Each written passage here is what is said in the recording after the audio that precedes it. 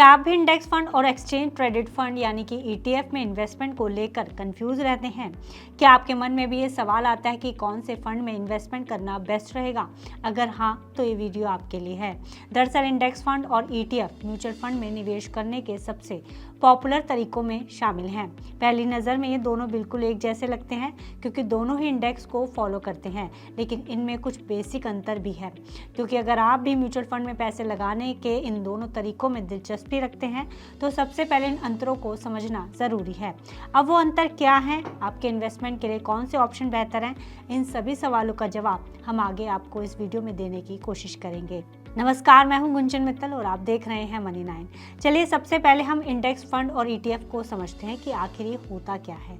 तो index funds ऐसे mutual funds हैं जो सीधे मार्केट इंडेक्स यानी निफ्टी 50 या सेंसेक्स को फॉलो करते हैं। इनमें आपको अलग अलग शेयर चुनने की ज़रूरत नहीं होती है। आपका पैसा इंडेक्स में शामिल सभी कंपनियों में उसी रेशो में लगाया जाता है जिससे आपके निवेश में डाइवर्सिफिकेशन आ जाता है।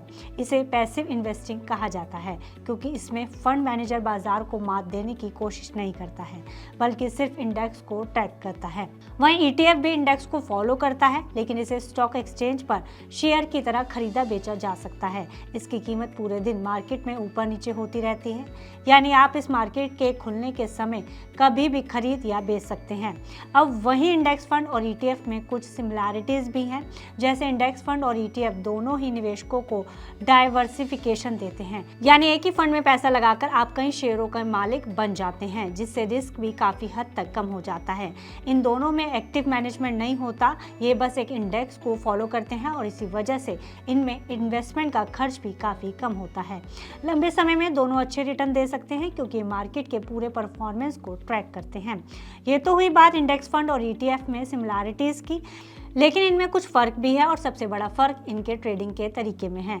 इंडेक्स फंड में आप पूरे दिन ऑर्डर दे सकते हैं, लेकिन एक्सचेंज दिन के अंत में तय होने वाले NAV यानी नेट एसेट वैल्यू पर होता है। वहीं ETF को आप शेयर की तरह दिन भर में कभी भी खरीद और बेच सकते हैं और इसकी कीमत हर पल बदलती रहती है। वहीं दूसरा फ़र्क इन्वेस्टमेंट की अमाउंट का है। इंडेक्स फंड में अक्सर मिनिमम इन्वेस्टमेंट तय होता है, जबकि ETF में आप जितना चाहें उतना इन्वेस्ट कर सकते हैं, यहाँ तक कि एक यूनिट भी। इसके अलावा अगर तीसरे फ़र्क की बात की जाए तो तीसरा फ़र्क खर्च और टैक्सेशन का है। आमतौर पर ETF का खर्च इंडेक्स फंड से थोड़ा कम होता है और ये टैक्स एफिशिएंट भी माने जाते हैं, लेकिन ETF खरीदने बेचने पर ब्रोकरेज चार्ज लगता है, जबकि इंडेक्स फंड सीधे फंड हाउस से बिना किसी एक्स्ट्रा चार्ज दिए भी खरीदे जा सकते हैं। अब बात कर लेते हैं कि आपके लिए क्या बेहतर है। तो अगर आप ऐसे इन्वेस्टर हैं जो हर महीने एक फिक्स अमाउंट लगाना चाहते हैं और मार्केट के उतार चढ़ाव पर ज़्यादा ध्यान नहीं देना चाहते, तो इंडेक्स फंड आपके लिए आसान और बेहतर ऑप्शन हो सकता है। इसके जरिए SIP करना भी आसान है, लेकिन अगर आप मार्केट को करीब से देखते हैं, आपके पास डीमैट अकाउंट है और आप चाहते हैं कि जब चाहें इन्वेस्ट करें और जब चाहें बेचें, तो ETF आपके लिए ज़्यादा सुटेबल रह सकता है। इसमें खर्च भी थोड़ा कम होता है और आप छोटे अमाउंट से भी इन्वेस्ट शुरू कर सकते हैं। तो कुल मिलाकर दोनों ही ऑप्शन इन्वेस्टर्स को कम खर्चे में शेयर मार्केट में शामिल होने का मौका देते हैं। फर्क सिर्फ इनके इन्वेस्टमेंट और ट्रेडिंग के तरीके में है। वहीं अगर आप लॉन्ग टर्म की बात करें तो लॉन्ग टर्म के लिए दोनों ही फंड सही साबित हो सकते हैं। अब ये आपको तय करना है कि आप इन्वेस्टमेंट में कितनी आसानी चाहते हैं या कितने एक्टिव रह सकते हैं। तो ये रही कुछ जानकारियाँ इंडेक्स फंड और ETF फंड की। इस पर आपकी क्या राय है, हमें कमेंट बॉक्स में लिखकर जरूर बताइएगा और साथ ही फाइनेंस से जुड़ी बाकी खबरों के लिए आप बने रहिए मनी 9 के साथ।